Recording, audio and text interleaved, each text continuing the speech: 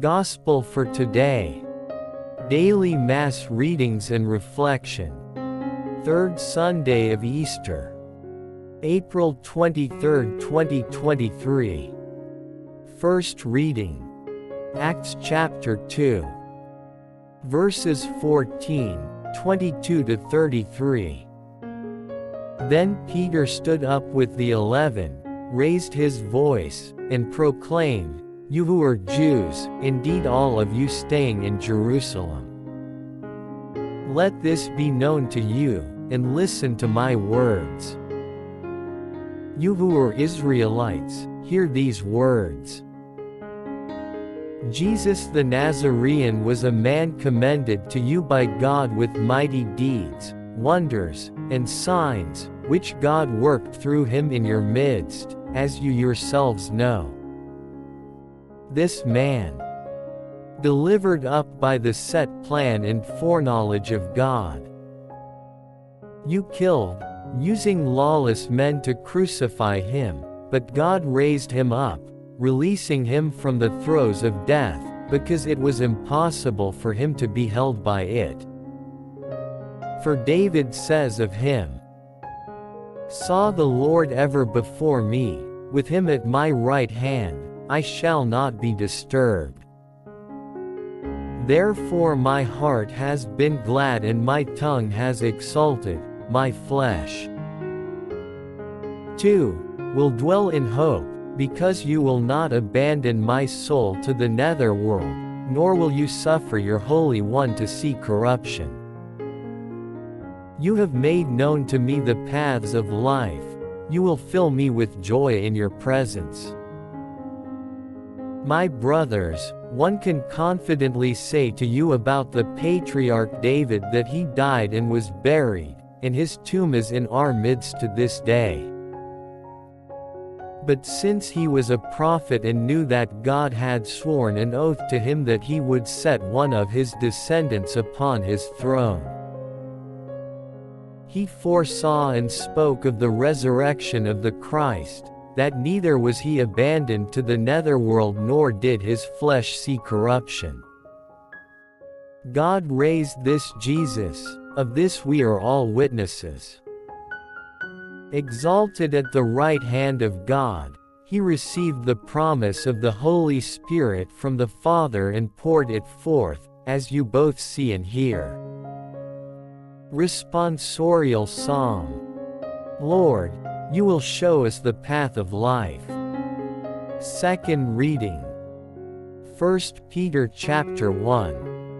Verse 17 to 21. Beloved, if you invoke as Father him who judges impartially according to each one's works, conduct yourselves with reverence during the time of your sojourning, realizing that you were ransomed from your futile conduct, handed on by your ancestors, not with perishable things like silver or gold won but with the precious blood of Christ as of a spotless unblemished lamb. He was known before the foundation of the world but revealed in the final time for you, who through him believe in God who raised him from the dead and gave him glory, so that your faith and hope are in God.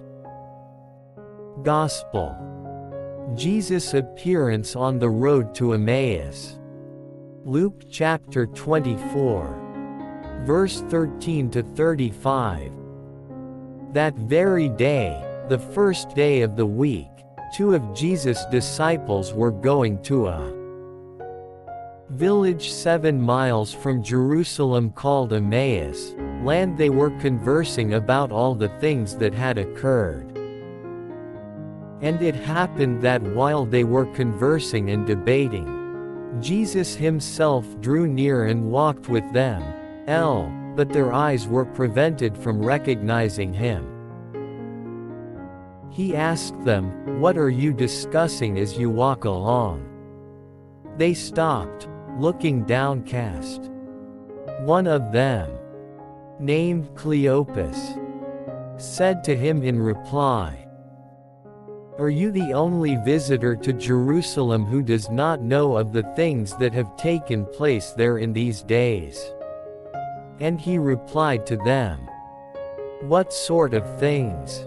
They said to him, "The things that happened to Jesus the Nazarene, who was a prophet mighty in deed and word before God and all the people, how our chief priests and rulers both handed him over to a sentence of death and crucified him.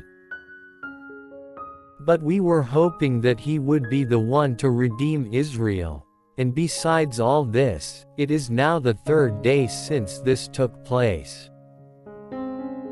Some women from our group, however, have astounded us. They were at the tomb early in the morning and did not find his body. They came back and reported that they had indeed seen a vision of angels who announced that he was alive. Then some of those with us went to the tomb and found things just as the women had described, but him they did not see. And he said to them, 'Oh, how foolish you are! How slow of heart to believe all that the prophets spoke! Was it not necessary that the Christ should suffer these things and enter into his glory?'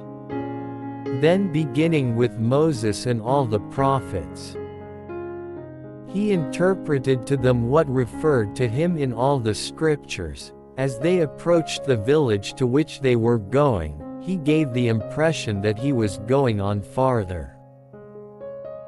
But they urged him, 'Stay with us, for it is nearly evening and the day is almost over.'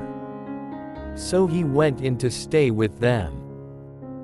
And it happened that, while he was with them at table, he took bread, said the blessing, broke it, and gave it to them.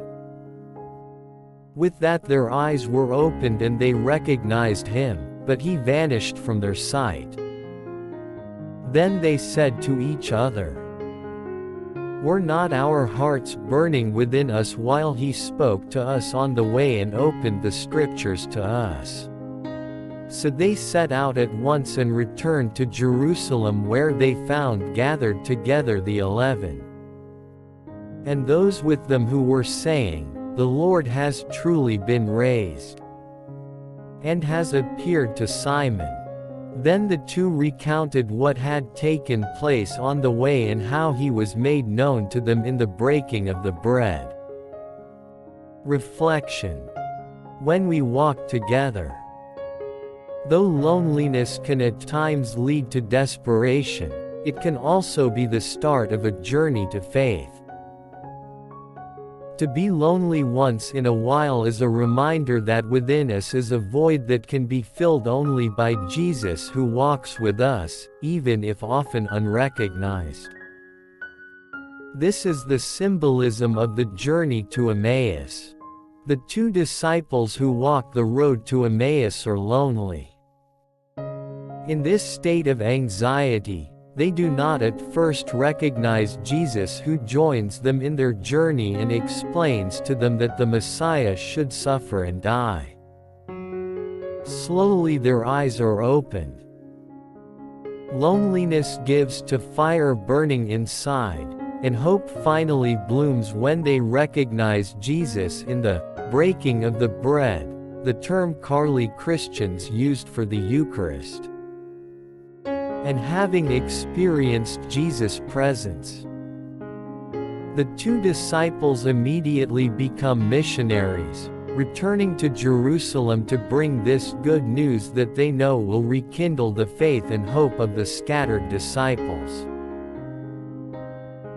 Pope Francis has invited Catholics and indirectly, all men and women to take the path of synodality, as the way for the Church and for human beings as they journey through life. It means walking on the road, hodos, path or road, together, hand in hand, sin, together.